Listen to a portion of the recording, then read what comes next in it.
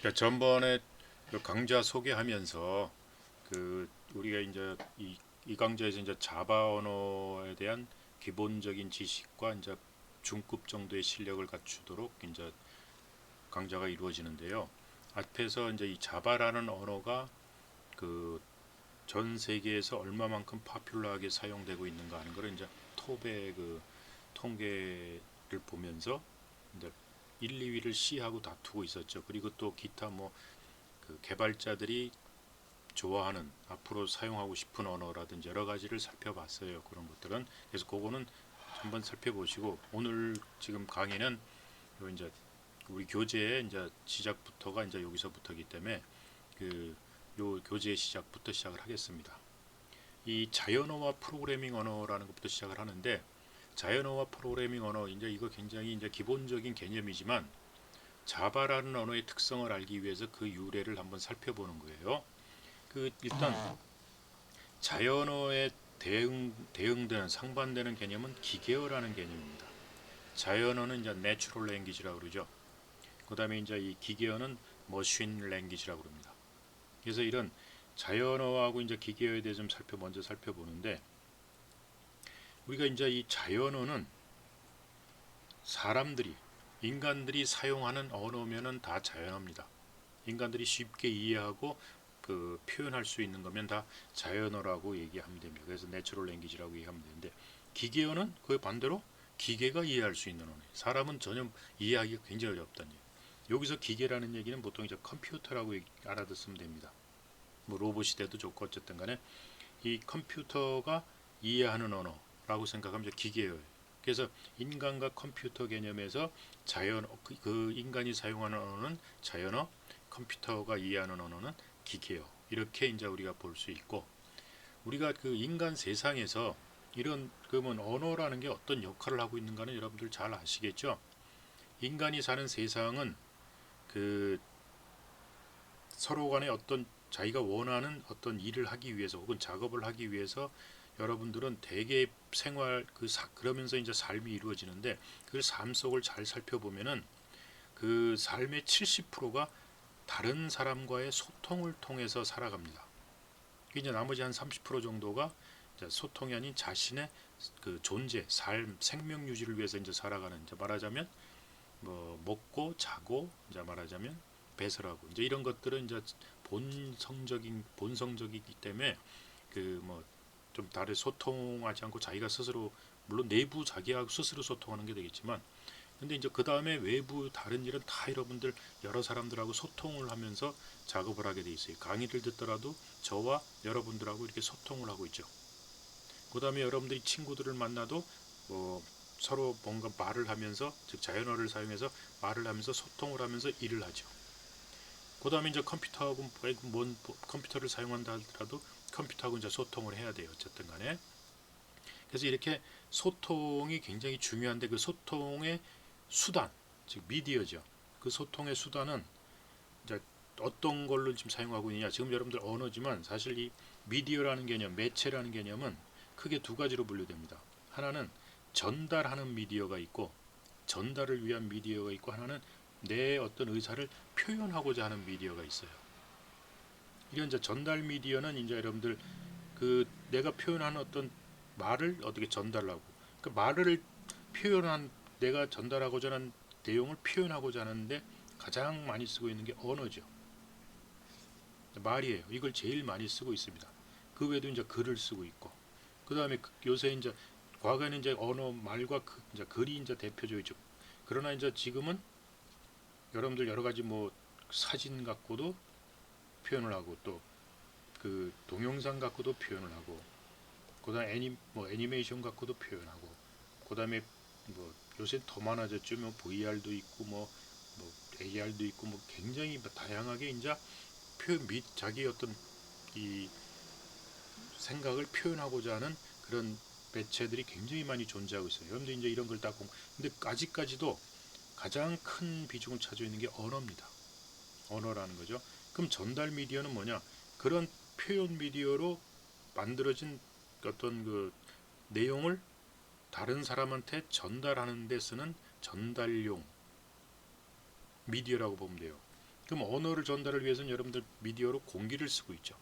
공기가 전달을 해주고 있어요. 공기의 음파 진동을 통해서 여러분들 귀에 전달이 되고 있고, 그 다음에 또 PC 속에는 여러분들 뭐 또 영상도 있고 이런 뭐 여러 가지가 있죠. 영상도 있고 그 3차원 이미지도 있고 사운드도 있고 이런 것들이 다 컴퓨터 속에 다 들어있죠. 근데 이런 걸 소위 이제 여러 다양한 종류의 미디어가 있다 해서 이제 우리가 멀티미디어라고 하는데, 이런 건 전달 미디어입니다. 즉 이런 표현 미디어로 만들어진 컨텐츠를 담는 그릇을 우리가 이제 그 미디어라고 얘기할 수 있어요. 여러분 스마트폰 이런 것도 전달 미디어예요. 다 이런 그래서 여러분들이 지금 중요하게 하는 거는 지금 언어 같은 것들은 표현 미디어를 공부하는 겁니다. 그래서 자 그러면 뭐 좀 더 자세하게 하면 뭐 그런 거지만 대략 요 정도에서 전달 미디어와 표현 미디어라는 게 무엇인가, 통신 네트워크 같은 것도 전달 미디어예요. 그러니까 자 그러면 기계어라는 걸 이제 좀 자연어는 여러분들 쉽게 아니까 기계어가 뭐냐 하는 거는, 기계어는 여러분들 0과 1의 이진수로 구성되어 있습니다. 그래서 여러분들 거의 이해를 못해요. 그래서 근데 재밌는 사실은 컴퓨터의 CPU는 기계어만 이해하고 처리가 가능합니다.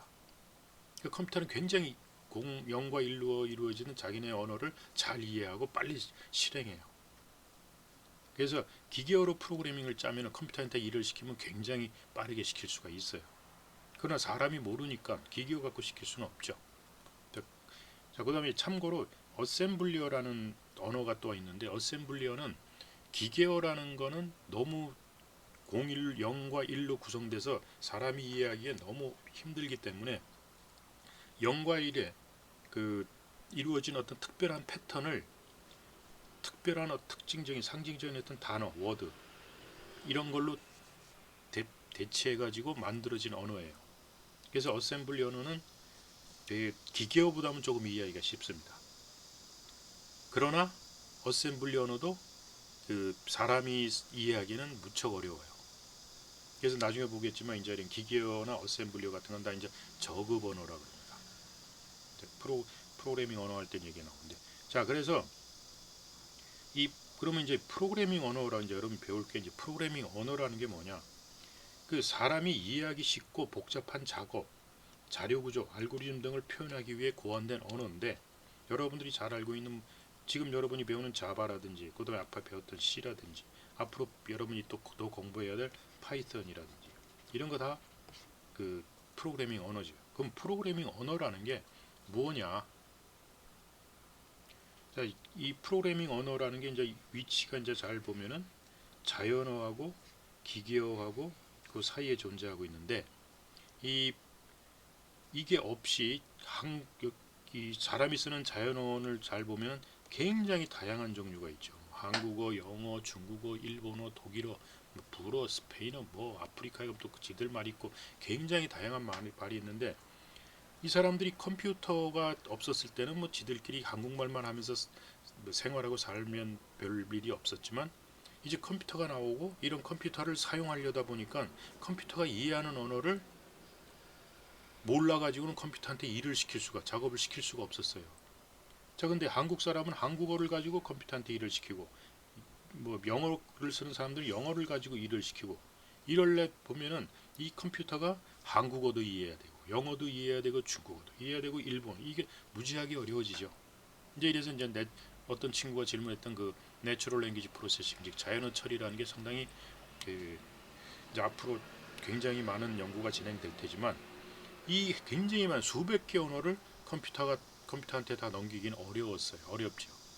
그러다 보니까 이 컴퓨터 과학자들이 뭐 어떤 생각을 했냐면, 자 그러면 이런 언어 다 집어치우고 컴퓨터한테 작업시키기 위한 전문 언어를 따로 만들자. 그래서 모든 사람이 공통으로 쓸 수 있게 하는 거죠. 전 세계 사람이 공통으로 쓸 수 있는 컴퓨터한테 작업을 시키기 위한 전문 언어예요. 그거를 우리가 프로그래밍 언어라고 합니다. 그래서 여러분이 쓰는 C, 자바, C++, C#, 뭐 파이썬 등 굉장히 많이 있다는 얘기죠. 이 언어는 한국 사람이 쓰는 프로그래밍 언어 다르고, 영어 쓰는 사람이 쓰는 프로그래밍 언어 다르고 그렇지 않죠. 전 세계 모든 사람이 공통으로 쓰는 거예요. 컴퓨터한테 작업을 시키려면, 즉 컴퓨터 프로그래밍을 하려면 이거는 공통적으로 모든 게 다 쓴다는 거죠. 이렇게 되면 이제 컴퓨터한테는 이 언어만 이해시키면 되는 거죠. 자, 그래서 뭐냐면 이제는 프로그래밍 할 때 컴퓨터한테 작업시킬 때 이제 자연어는 집어치우고 프로그래밍 언어를 사용하자. 자, 근데 프로그래밍 언어도 고급 언어입니다. 그 프로그래밍 언어도 사람이 이해하는 언어예요. 컴퓨터는 얘는 이해를 못합니다. 그러니까 여기까지가 다 사람이 이해하는 언어예요. 근데 이걸 쓰지 않고 내추럴 랭귀지를 쓰지 않고 프로그래밍 언어를 쓰자는 얘기죠. 이거를 쓰자는 얘기죠. 왜냐? 이건 공통된 거니까 나라마다 다르지 않다는 얘기예요.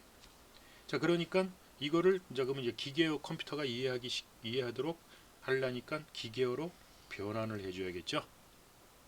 이제 기계어로 변환하는 게 필요합니다. 그래서 이런 프로그래밍 언어를 사용해서 컴퓨터가 알아들 수 있는 이진수로 된 기계어로 변환해주는 그런 소프트웨어죠.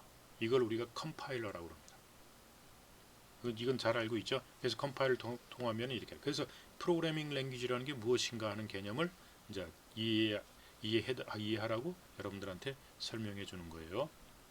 자, 근데 이제 이런 프로그래밍 언어는 고급 언어와 저급 언어로 또 분류돼요.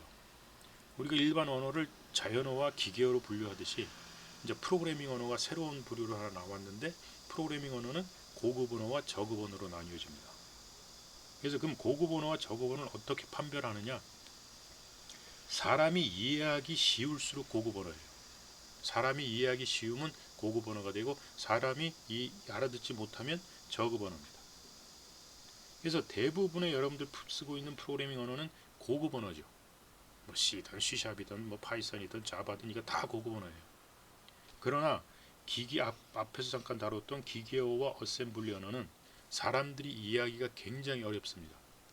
불가능은 아니지만 거의 그거를 기계어나 어셈블리어 갖고 프로그래밍 한다면 어느 정도 컴퓨터하고 상당히 컴퓨터가 어떻게 동작하는지 어떻게 생겼는지에 대한 것 아주 방대한 아주 세밀한 지식을 갖고 있어야 돼요. 그래서 일반 사람들이 다루기엔 굉장히 어렵습니다. 그래서 이런 기계어와 어셈블리어는 저급 언어에 속한다라는 거죠. 자, 그런데 이 세상에는 뭐 동양 민족도 있고 뭐 앵글로색슨족도 있고 뭐 무슨 족 이런 우랄 알타 뭐 이런 족들이 굉장히 많죠. 인간의 민족 뭐 한국인 뭐 미국인 뭐 사람 다 달라져요. 언어가 그런마다 다 언어가 다르죠. 컴퓨터도 똑같습니다. 컴퓨터도 여기서 컴퓨터는 CPU인데 인텔에서 만든 CPU가 있고 그 애플에서 만드는 CPU가 있고 뭐 모토로라 뭐 이런 데서 만든 CPU, AMD 같은 회사인데 이런 데서 만든 CPU들이 있어요. CPU들도 종류가 다양하다는 얘기죠. IBM에서 만드는 CPU 따로 있고 그 전 세계 사용된 CPU들이 한 4개 종류가 있는데 이런 CPU들이 서로 간에 언어가 다릅니다. 다 기계어긴 기계어인데 기계어도 자기들이 의미하는 기계어가 서로들 다 다르다는 얘기죠. 그렇기 때문에 어떤 프로그래밍 언어를 가지고 이거를 컴파일을 한다는 얘기는 컴퓨터한테 작업을 시키기 위해서 기계어로 변환하는 건데 인텔 CPU, 지금 여러분들 말하자면 거의 대부분이 PC가 다 인텔 CPU입니다. 그 인텔 CPU로 인텔 CPU가 알아듣는 기계어로 변환하려면 그쪽에 컴파일러를 써줘야 돼요. 이제 이게 번역기죠, 일종의. 그 다음에 애플 CPU에 맞는 맥OS, 맥 컴퓨터에서 돌아가는 기계어로 만들려면 또 다른 컴파일러를 가지고 그 맥 쪽으로 기계어로 변환을 해야 된다는 얘기죠. 그 다음에 이제 AMD CPU로 변환하려면 또 컴파일러를 또 바꿔서 다른 걸 써서 이렇게 그쪽 앱 CPU가 이해하는 기계어로 바꿔줘야 돼요. 한국어, 영어, 뭐 불어 이렇게 다르듯이 기계어도 인텔어, 애플어, AMD어 다 다르다는 얘기예요. 그래서 그때마다 컴파일러가 다 달라진다는 얘기죠. 자, 그래서 그거는 여러분들이 이제 한국 사람이 미국 사람하고 프랑스 사람하고 독일 사람하고 하려면 중간에 통역자가 있는 거나 똑같아요. 번역해 주는 거 개념이 비슷합니다. 그래서 자, 그런데 어떤 프로그래밍 언어를 뭐 예를 들어 C라는 언어 가지고 내가 인텔 컴퓨터에 맞도록 기계어로 변해서 여기서 돌렸어요. 돌아가 있는 프로그램이 여기서 실행이 된다는 얘기죠. 그런데 이거를 이 실행되는 프로그램을 애플에다가 다 돌리냐? 안 돌아갑니다. 당연하지. 왜? 기계어가 서로 다르기 때문에. 그러면 어떻게 한다고 그랬어요? 그, 그 프로그래밍 그 프로그래밍 언어로 만들어진 프로그램을 다시 요 애플 CPU의 기계어로 변환해주는 컴파일러로 다시 변환을 해야 된다고 그러죠. 그래서 그거에 맞는 기계어를 실행 프로그램을 따로 만들어야 돼요. 이제 무슨 얘기인지 알겠죠? 기계어, 즉 번역 다른 컴파일러를 써서 다시 컴파일을 해야 된다는 얘기죠. 자, 이럴 때 어떤 프로그램을 근데 소스는 이제 우리가 고급 언어로 만들어진 즉 프로그래밍 언어로 만들어진 어떤 프로그램을 우리가 소스 프로그램이라고 그러죠. 소스 프로그램이라고 그러고 이 컴파일러로 변환된 기계어 프로그램 우리가 실행 파일이라고 했을 때 이 소스 파일에 대해서 다른 컴퓨터가 달라지면은 다른 컴파일러를 써서 다른 기계어 실행 파일을 만들어내야 되죠. 즉 여기서 즉 인텔 컴퓨터에서 돌던 실행 파일은 애플 컴퓨터에서 안 돌아간다는 얘기. 다시 컴파일해서 기계를 새로 만들어. 이럴 때 이식성이라는 걸 얘기를 해요. 포터빌리티. 자, 그러면 그러나 소스는 고칩니까? 안 고칩니까? 소스는 그대로 존재하고 있어요. 소스는 수정 안 해도 됩니다. 소스는 그대로 하나를 쓰면서 컴파일만 다른 걸로 하게 되죠. 그래서 기계어만 바꿔주는 거죠. 이럴 때 소스 프로그램을 컴파일만 다시 해서 여러 개의 서로 다른 CPU를 가진 컴퓨터에서 돌릴 수 있는 경우 우리가 그를 소스 레벨의 이식성이다 이렇게 얘기해요. 소스 레벨에서는 어느 컴퓨터에서나 다 돌아간다는 얘기예요. 다 돌릴 수 있다. 다만 컴파일만 해줘야 된다는 얘기고. 자, 그런데 컴파일한 기계어가 나왔을 때 이 기계어 하나를 가지고 다시 컴파일 안 해도 여기서도 돌고, 즉 인텔 CPU에서도 돌고, 애플한테도 돌고, 뭐 AMD에서도 돌고, 모토로라에서도 돈다. 이렇게 되면은 이 기계어는 컴파일을 한 번만 하고 끝나죠. 이런 경우는 우리가 기계어 레벨의 이식성이 있다고 해요. 기계어 수준에서 이식성, 포터빌리티가 좋다. 이런 게 있으면 굉장히 좋죠. 컴파일 한 번만 하면 어느 컴퓨터한테서나 다 돌아간다는 죠. 나중에 얘기했지만 자바가 이제 이런 특성을 가지고 있습니다. 지금 자바가. 그리고 C나 파이썬이나 이런 것들은 다 자바를 제외한 나머지 다 언어들은 소스 레벨의 이식성이에요.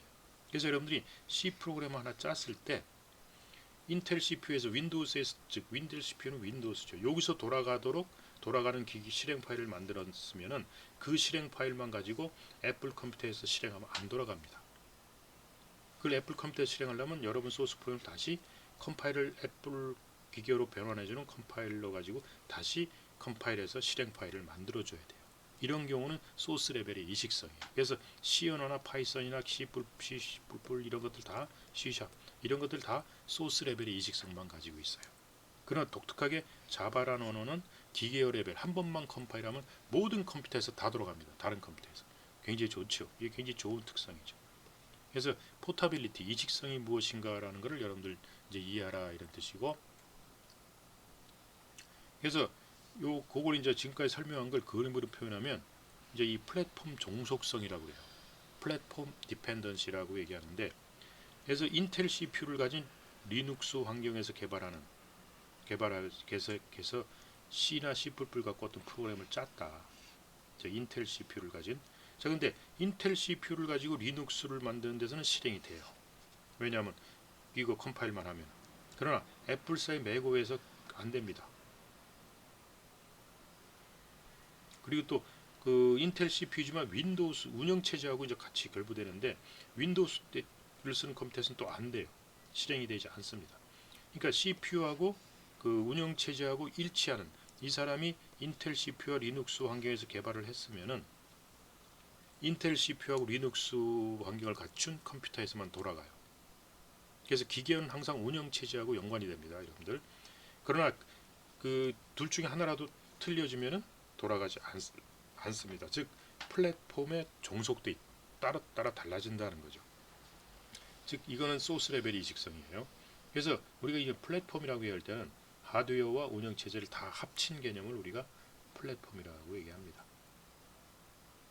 그래서 이 프로그램의 플랫폼 호환성이 없는 이유죠. 호환이라면 여기서 돌고 여러 군데 돌아야 되지만 기계어가 CPU마다 다 상이하다. 아까 얘기했죠. 그 다음에 운영체제가 사용하고 있는 API가 서로 다 다르다. 그래서 이런 API를 여러분 갖다 쓴다면은 여러분이 윈도우스 API를 갖다 쓰면 윈도우에서 쓰면 돌려야 돼요. API를 하나도 갖다 쓰지 않으면 이건 관계없습니다. CPU만 같으면 돌아가요. 그러나 그 운영체제가 제공해주는 그 API가 존재하는데 이 윈도우스가 제공해주는 API, 그 다음에 그 리눅스가 제공해주는 API, 그 애플 맥PC의 맥OS가 제공해주는 API 이거를 여러분 사용해서 프로그램을 짰다면은 그 프로그램은 운영체제까지 일치해야만 돌아간다는 얘기죠. 그래서 이런 플랫폼 종속성이 존재하고 있다. 근데 이제 자바를 잘 보면은요, 아까 자바는 기계어 레벨에서 이식성이 있다고 그랬죠. 그래서 그 자바 특징을 좀 살펴보기 전에 이 자바를 잠깐 소개를 해버리면은 자바는 선 마이크로 시스템스라는 회사가 있었어요. 이 자바는 그 선 마이크로 시스템스라는 그 회사, 이 선 마이크로 시스템스라는 회사의 그 제임스 고슬링이라는 사람이 개발을 했어요. 근데 이 선 마이크로 시스템이라는 회사는 지금은 이제 그 오라클이라는 회사로 그 인수됐죠. 그래서 이제 없어졌습니다. 그래서 근데 이제 선 마이크로 시스템스라는 회사가 한때 그 유닉스 컴퓨터로 전 세계에서 굉장히 유명한 회사였어요. 근데 이제 그 세계의 어떤 기술 변화에 쫓아가질 못하고 결국은 망했죠. 그래서 오라클이라는 회사로 넘어가서 이제 자바는 오라클의 소유가 됐습니다. 원래는 선 마이크로 시스템스의 소유였는데 그 제임스 고슬링이라는 사람이 개발을 했는데 이걸 왜 어떤 목적으로 개발했냐면은 그 1991년인데 그린 프로젝트라 해가지고 가전제품에 들어갈 소프트웨어를 실행시키기 위해서 이걸 어떻게 실행시킬까 하는 그 아이디어로 해서 나온 게 자바입니다. 그 왜냐하면은 그 가전제품이라는 게 여러 종류가 많죠. 뭐 우리나라로 치면 삼성에서 나오는 게 있고 LG에서 나오는 게 있고 또 대우에서 나오는 게 있고 또 전 세계적으로 또 미국에서는 또 뭐 그 제너럴 일렉트릭에서 나오는 게 있고 뭐 웨스팅하우스에서 나오는 전 세계 가전에서 제품들이 다양합니다. 이런 것들에서 하나의 프로그램 가지고 모든 그 가전제품에서 프로그램 제어를 하려다 보니까 가전제품마다 이제 CPU를 쓰는 게 다 달라지죠. 그럼 그 CPU가 다르기 때문에 기계어가 달라지니까 컴파일을 다시 해야 되니까 굉장히 불편해요. 그러면 기계어 레벨에서 이식성이 있도록 어떻게 하면 할까 해서 만들어진 게 자바라는 언어예요. 그래서 처음으로 이 자바라는 언어 나온 게 1995년이죠. 그래서 그 좀 전에 얘기했지만 목적은 플랫폼의 호환성 문제를 해결하자. 왜냐하면 기존 C 언어나 이런 걸 쓰려니까 가전제품이 달라지면 또 컴파일을 다시 해야 되다 보니까 이런 플랫폼 호환성이 없다 보니까 불편해졌죠. 그래서 그 플랫폼이 어떤 거가 되든 이게 CPU하고 운영체제가 어떤 것이 되든 관계없이 그 아무 데서나 돌 수 있는 그러한 기계어 레벨에서 이식성을 가지는 프로그램 언어를 하나 개발하자. 그래서 모든 플랫폼에서 호환성을 갖는 프로그래밍 언어를 하나 개발하자. 그리고 또 하나는 이런 가전제품들이 이제 나중에는 네트워크를 통해서 연결될 것이다. 이제 인터넷이 개발되어 있었기 때문에 그래서 네트워크, 특히 웹에 최적화된 프로그래밍 언어를 좀 만들면 좋겠다. 즉 뭐냐면 인터넷 서버에 그 가전제품을 제어하는 프로그램을 그 올려다 놓고 거기서 다운받아서 그 돌아갈 수 있게끔 하면 좋겠다는 얘기죠. 그래가지고 그 가전기계의 어떤 기능을 늘리려면 프로그램을 또 바꿔야 된다면 그 인터넷에 있는 서버에 있는 프로그램만 바꿔주면 또다시 새롭게 다운받아서 업데이트 시킬 수가 있죠. 그렇게 되면은 일일이 뭐 AS 기사가 가서 뭐 다시 설치해주고 이럴 필요가 없어지는 거죠.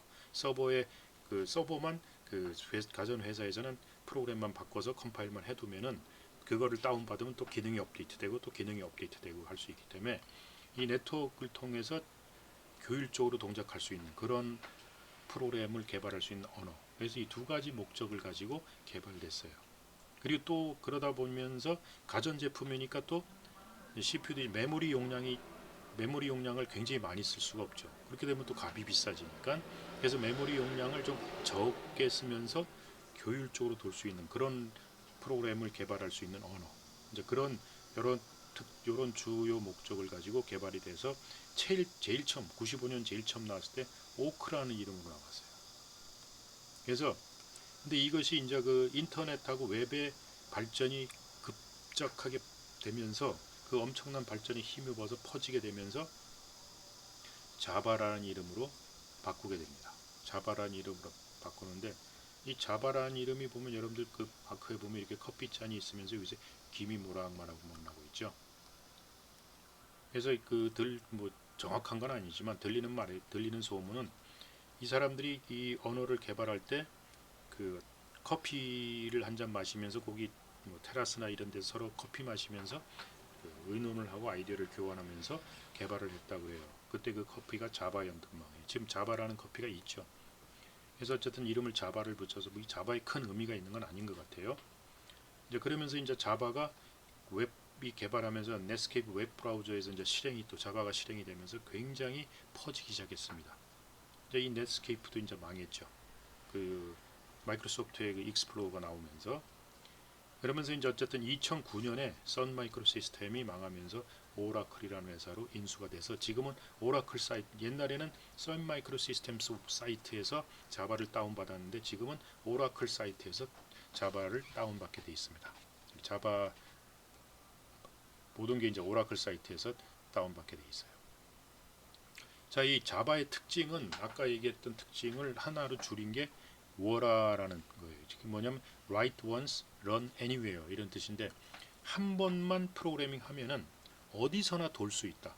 그게 기계어 레벨에서요. 즉 컴파일할 필요 없이 그냥 다 돌 수 있다. 이런 개념이 이제 write once, run anywhere 이런 뜻입니다. 이런 특성입니다. 그래서 한 번만 작성하면 모든 플랫폼에서 실행이 가능하다. 컴파일 없이 한 번만 컴파일해서 기계어 만들면 모든 플랫폼에서 실행이 가능하다.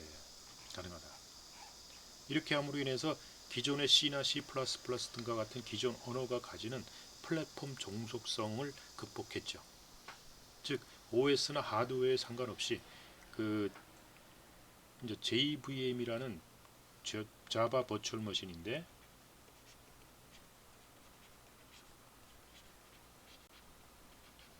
그 자바 버추얼 머신만 존재하면은 어디서나 기계어 레벨에서 다 돌아간다는 거죠. 그래서 이 JVM이라는 게 이제 자바의 핵심입니다. 자바 언어에. 근데 이제 JVM은 뭐냐면 버추얼 머신이라고 그랬죠. 앞에 버추얼이 붙지 않으면 이 머신은 컴퓨터라고 생각하면 돼요. 우리가 이제 머신이라고 생각하는데 이 버추얼이 붙으면 이게 아닌데 이것처럼 생각한다는 얘기죠. 즉 컴퓨터가 아닌데 컴퓨터예요. 우리가 생각하는 일반적인 컴퓨터가 아니지만 컴퓨터. 이런 게 이제 버추얼이라는 개념인데 나중에 이제 버추얼이라는 말을 많이 써요. 버추얼 리얼리티 이러면은 가상현실 이렇게 얘기하죠. 현실이 아닌데 현실이에요.